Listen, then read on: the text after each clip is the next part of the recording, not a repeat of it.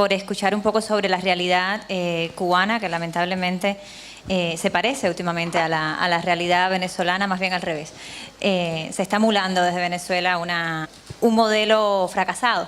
La vida de los cubanos está marcada por la falta de derechos, está marcada por la ausencia de la autogestión, no porque los cubanos no tengan imaginación y un carácter emprendedor, sino porque simplemente no tienen los derechos para ejecutar este emprendimiento, ¿no? Para salir adelante con el fruto de su trabajo. Por poner un ejemplo, los cubanos no tienen personalidad jurídica, o sea, que en un escenario en el cual Estados Unidos decide comportarse como se comportan el resto de los países del mundo con respecto a Cuba y abrir espacios para la inversión extranjera, los ciudadanos cubanos en realidad no tienen cómo beneficiarse directamente de ese intercambio. Porque si un inversionista norteamericano quiere abrir un hotel en La Habana, en la casa de un cubano, cualquiera, simplemente no puede hacerlo porque no tiene cómo entenderse con él. No existe legalmente en términos económicos en Cuba, por tanto, solamente puede tener este tipo de emprendimiento, solamente puede tener un negocio en Cuba, solamente puede tener una empresa en Cuba, el régimen castrista. O sea, la familia Castro, algunos privilegiados muy cercanos al grupo de generales en el poder, y de ellos, de acuerdo a la ley, tienen el 50% más uno de las acciones. Los inversionistas extranjeros, todos, sean americanos o sea Meliá, solamente pueden ser dueños del 49% de las acciones. No es un problema con Estados Unidos lo que pasa en Cuba. El drama cubano y el conflicto cubano se da entre el grupo de generales en el poder, entre el totalitarismo, sus representantes y un pueblo en la miseria que vive sin derechos y excluido de la vida pública, excluido de la participación social por casi 58 años, ¿no? Tan excluido que ni tan siquiera tiene acceso a la información. Bueno, ¿cómo se conecta a Internet un cubano al día de hoy? Es, por ejemplo, imposible, no existe el servicio en Cuba mediante el cual en una casa de familia pueda contratarse una cuenta de Internet. Ni teniendo mucho dinero yo puedo ir a una empresa y pedir que me pongan servicio de Internet en la casa. En decenas de parques públicos en todo el territorio nacional han abierto hotspots, o sea, puntos Wi-Fi donde los cubanos pueden ir a conectarse. Para conectarse durante una hora, o sea, una hora de conexión cuesta alrededor de $2. $2 es lo que gana un cubano con mucha suerte en un día. El salario promedio de los cubanos es menos de $40 al mes. Una botella de aceite cuesta $2. Esta conexión de una hora es una tarjeta que se compra en una empresa del gobierno cubano, como son todas las empresas en Cuba. Y en el momento de comprar la tarjeta, lo que se compra en realidad es un código numérico para poder conectarse. Pero ese código numérico está conectado a su vez a la cédula de identidad. Yo tengo que entregar mi cédula de identidad para comprar el password, para conectarme durante una hora que me cuesta el salario de un día y que además está totalmente vigilada por alguien en el régimen que sabe qué cédula de identidad se está conectando, en qué momento, qué páginas está visitando. No constituye el reconocimiento del derecho al acceso a la información que tenemos en tantos seres humanos o del derecho humano que Naciones Unidas acaba de decir que constituye el acceso a Internet en el mundo, ¿no?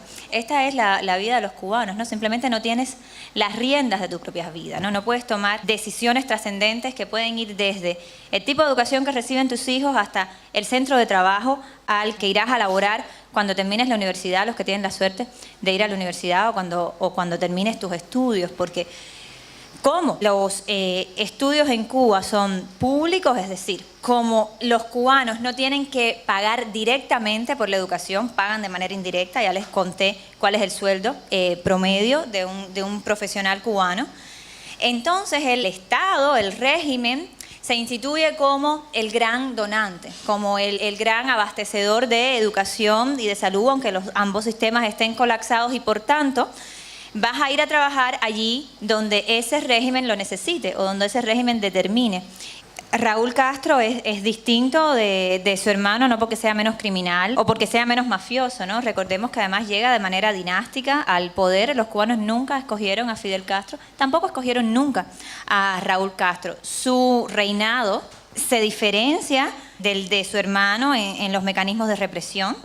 Es decir, ellos no decidieron matar a mi padre hasta que Raúl Castro llegó al poder, por ejemplo. También en un intento por presentarse a la comunidad internacional como eso, como el reformista. Ahora recordemos que hay muchos modelos alternativos a seguir. ¿Alternativos a qué? Alternativos a la democracia, alternativos al Estado de Derecho. Y muchos modelos que están siendo implementados ahora mismo en el planeta, ¿no? Ahí está China, ahí está Rusia, ahí está Uzbekistán, ahí está el desastre venezolano. Mi percepción es que el totalitarismo comunista es adoptado por estos generales criminales simplemente desde el punto de vista de la conveniencia política, ¿no? ¿Qué sistema le permite a Fidel Castro garantizarse el poder de manera absoluta y eterna? Bueno, un totalitarismo comunista en el cual le podía vender el país a la Unión Soviética y ser abastecido totalmente desde la URSS. ¿Qué sistema le va a permitir a Raúl Castro y a sus herederos, o piensan ellos que les va a permitir mantener sus privilegios y mantenerse en el poder? Bueno, quizás pueda ser ir un poco más en la dirección de un Estado corporativo militar en el cual, de todas maneras, no garanticen o no reconozcan los derechos humanos. ¿Por qué? Porque en el momento en que un sistema totalitario reconoce la existencia del otro, y por eso en Cuba no hay ciudadanos, porque en el momento en que reconocen la existencia del otro, dejan de existir como totalitarios y su poder entonces está en riesgo. Porque lo que sí es una realidad es que los seres humanos naturalmente tendemos a comportarnos de manera libre, ¿no? Tendemos a buscar el espacio de libertad en el cual podamos autogestionarnos, en el cual podamos prosperar con el fruto de nuestro trabajo, buscar la felicidad en la manera que estimemos conveniente. Por tanto, aunque sean 60 años de opresión y aunque esto implique un daño a nivel antropológico, como dicen muchos en Cuba, estamos hablando de seres humanos viviendo bajo opresión, que están en todo momento rebelándose contra esa opresión y están en todo momento siendo reprimidos por el régimen. Es decir, el totalitarismo en Cuba se sostiene a partir de la represión, se sostiene a partir del miedo y de estar hablando absolutamente solos. Es muy importante la presión internacional, por eso es tan importante que se pronuncien desde los gobiernos, por eso es tan importante que la señora Bachelet tome partido de una vez y por todas con respecto al drama cubano, que nos diga si está a favor del derecho a decidir de los cubanos, si está a favor de la realización de un plebiscito en Cuba, y así suceda también en el resto de las democracias. Tiene que ver con apoyar a los que son los oprimidos en esta historia, que son los cubanos. Se ha logrado un viraje en unas zonas de nuestra región que parecían en control total del Foro de Sao Paulo y que ahora parecen países democráticos, con gobiernos que no pertenecen al Foro y por tanto no tienen la pretensión de instaurar el socialismo del siglo XXI, que sabemos los trastornos que ha traído en la región. En 1990, cuando estaba colapsada la Unión Soviética y por tanto se cortaba el abastecimiento que tenía el régimen cubano y que le permitía sobrevivir y que le permitía además infiltrar al resto de la región, que le permitía entrenar a los movimientos guerrilleros, que le permitía adentrarse en los movimientos sociales latinoamericanos, infiltrarse de la manera que está infiltrado al día de hoy.